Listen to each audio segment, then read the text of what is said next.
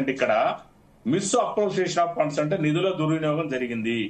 నువ్వు నిబంధనలకు విరుద్ధంగా ఆయన మున్సిపల్ శాఖ మంత్రి అయినా కూడా ఈవెందో అరవింద్ కుమార్ గారు స్పెషల్ చీఫ్ సెక్రటరీ అయినా కూడా హెచ్ఎండిఏకి 10 కోట్ల రూపాయల కంటే ఎక్కువ ట్రాన్సాక్షన్ జరిగినప్పుడు, నగదు బదిలీ జరిగినప్పుడు కేబినెట్ ఆమోదం తీసుకోవాలి.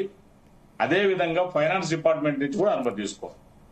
మారకం ఇతర దేశాలకు డైరెక్ట్ గా డాలర్స్ లో వెళ్ళినప్పుడు, పౌండ్స్ లో వెళ్ళినప్పుడు కూడా ఆర్బీఐ పర్మిషన్ తీసుకోవాలి. ఈ 3 నిబంధనలు పూర్తిగా తొంగలో తొక్కి ఎన్నికల కమిషన్ ఏదైతుందో ఎన్నికల కోడ్ అమల్లో ఉన్నప్పుడు చూడండి ఎన్ని వైలేషన్స్ ఉన్నాయో ఇక్కడ. ఎన్ని వైలేషన్స్ ఉన్నాయి, ఎన్ని వైలేషన్స్ ఆయన చేయాల్సి వచ్చింది. మీరు నగదు బదిలీ చేశారు అక్కడికి 54 కోట్లు 55 కోట్లు. మీ వల్ల దాదాపు 9 కోట్ల రూపాయలు హెచ్ఎండిఏకి నష్టం వాటిల్లింది. మీరు ఆ డబ్బులు ఒక రకంగా నిధుల దుర్వినియోగం అయినట్టే కదా.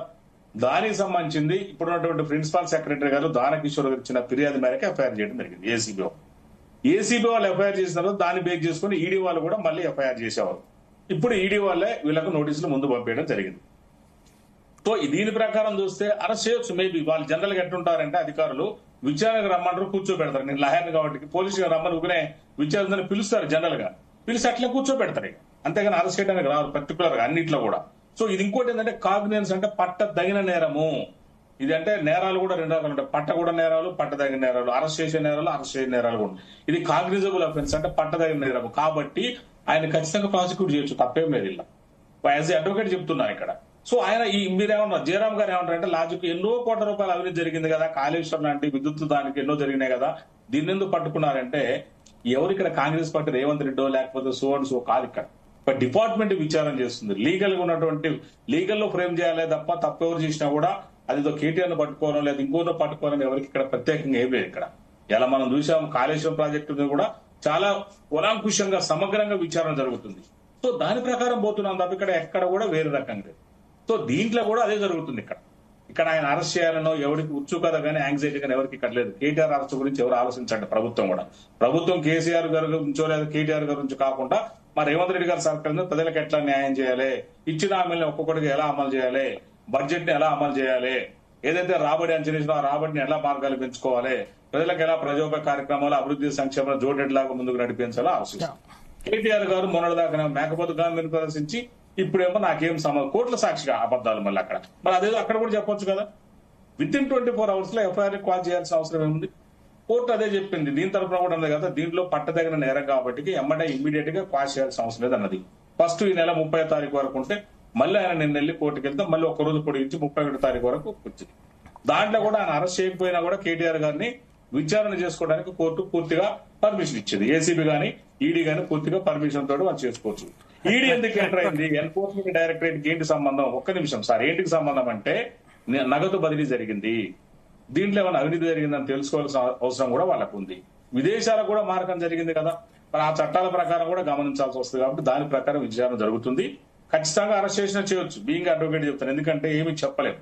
ఈడీ అక్కడికి వచ్చిన తర్వాత వాళ్ళు ఏదైతే ఎఫ్ఐఆర్ లో ప్రాథమిక సమాచారం మేరకు వాళ్ళకి అనుమానం వచ్చిన తర్వాత ఆయన ఇచ్చే కన్ఫెషన్ స్టేట్మెంట్ బట్టి వీళ్ళు ఇచ్చినప్పుడు దానకిషోర్ గారు కావచ్చు, ఇండియన్ ఓవర్సీస్ బ్యాంక్ అధికారులు కావచ్చు, ఇంకా సంబంధిత అధికారులు ఇచ్చినటువంటి ఎవిడెన్స్ ఏదైతుందో ఆ ప్రూఫ్స్ తీసుకొని అట్లా కూర్చోబెట్టి రిమాండ్ చేయొచ్చు. No doubt. రైట్ శ్రీనివాస్ గారు మళ్ళీ మీతో మాట్లాడుతున్నా. రైట్ కిషోర్ గారు నమస్కారం అండి. కిషోర్ గారు అన్మ్యూట్ చేసి మాట్లాడరా? నమస్తే. రైట్, అంటే ఇక్కడ ముఖ్యమైన అంశం ఏంటంటే రాష్ట్రంలో ఉన్నటువంటి రాష్ట్ర ప్రభుత్వం ఇక్కడ కేసు బుక్ చేస్తే బీజేపీ కేంద్రంలో బుక్ చేసింది అనే వాదన వినిపిస్తుంది. ఏమంటారు అంటే ఈడీ రంగంలోకి దిగితే కేంద్ర ప్రభుత్వం కూడా బీఆర్ఎస్ నిరుకుపెట్టే ప్రయత్నం చేస్తుంది, రెండు కలిసి బీఆర్ఎస్ ను దెబ్బతీసే ప్రయత్నం చేస్తున్నారని వాదన. ఏమంటారు?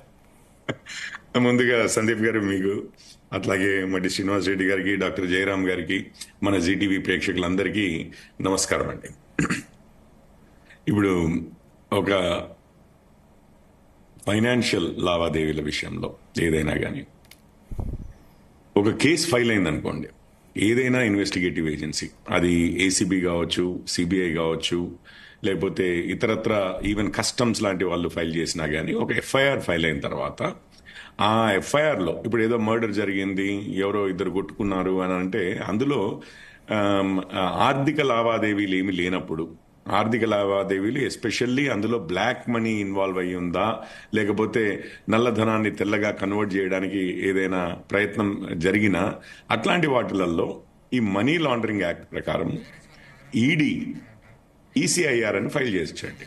ఇది ఈ ఎఫ్ఐఆర్